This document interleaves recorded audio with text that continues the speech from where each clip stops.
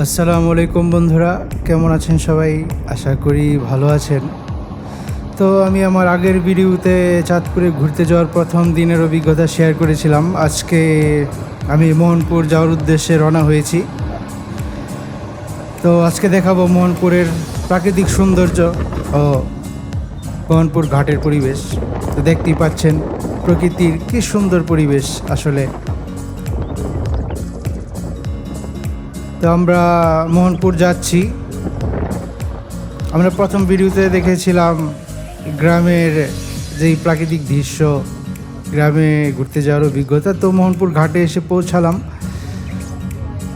তো ঘাটের পরিবেশটা দেখাচ্ছি আপনাদের। আসলে মোহনপুর ঘাটটা খুব জনপ্রিয় ছিল আগে। এখানে একটা পার্ক ছিল, এখানে মিনি কক্সবাজার বলা হতো। দেখেন এখানে একটা ইলিশ মাছ ছিল, মাছটাও চুরি করে নিয়ে গেছে আসলে দুষ্কৃতিকারীরা। এখানকার পরিবেশ অনেক সুন্দর ছিল, মানুষজন আসতো এই পার্কে পিকনিক করতে।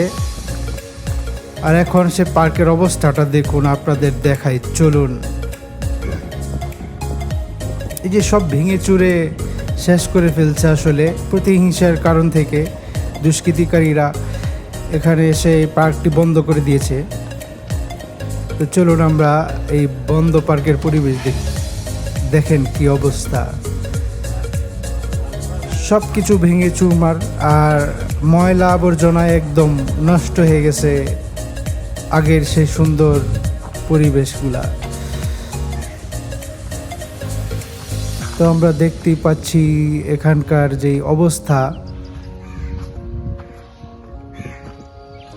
খুবই শোচনীয় আসলে, খুবই দুঃখজনক। এখানে মানুষ বিনোদনের জন্য আসতো, আনন্দ করতো, ভালো লাগার মুহূর্ত ছিল। আর এখন সব কিছু একদম ভেঙে চুরে নোংরা অবস্থায় আছে মোহনপুর ঘাটের যে অবস্থা, এটা আসলে খুবই দুঃখজনক একটি বিষয়।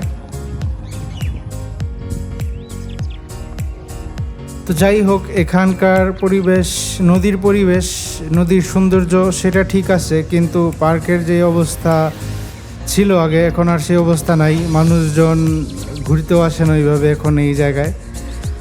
তো মোহনপুর ঘাটের পরিবেশে দেখে এখানে সামনে একটি, মোহনপুর ঘাটের সামনে একটি স্কুল আছে, দশানী মোহনপুর উচ্চ বিদ্যালয়, স্কুলটা দেখা যাচ্ছে।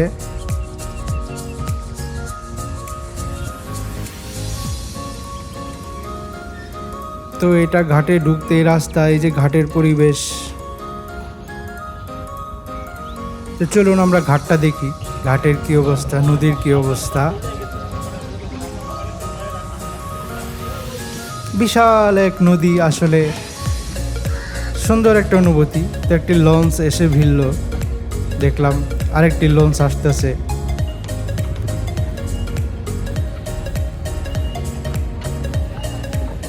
তো আপনারা চাইলে ঘাটে এসে ঘুরে যেতে পারেন। মোহনপুর ঘাটের পরিবেশটা আগের মতোই আছে, কিন্তু পার্কের পরিবেশটা খুবই খারাপ অবস্থা। তো নদীর যেই অনুভূতি এই ঘাটে এসে নিতে পারবেন।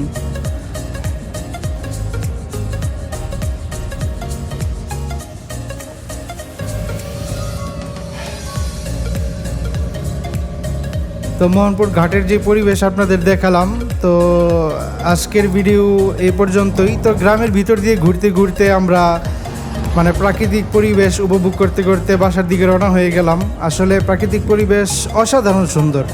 তো আমার সামনের ভিডিওতে আপনাদের কাছে নিয়ে আসবো নতুন একটি অভিজ্ঞতা। আগামীকালকে বের হব আরেক জায়গায় ঘুরতে যাওয়ার উদ্দেশ্যে। তো এই পর্যন্ত বন্ধুরা, আজকে আপনারা সবাই ভালো থাকবেন, আর আগামী ভিডিওটি দেখার জন্য চ্যানেলটি সাবস্ক্রাইব করে বেল আইকনে ক্লিক করে রাখবেন। আর সবাই ভালো থাকবেন।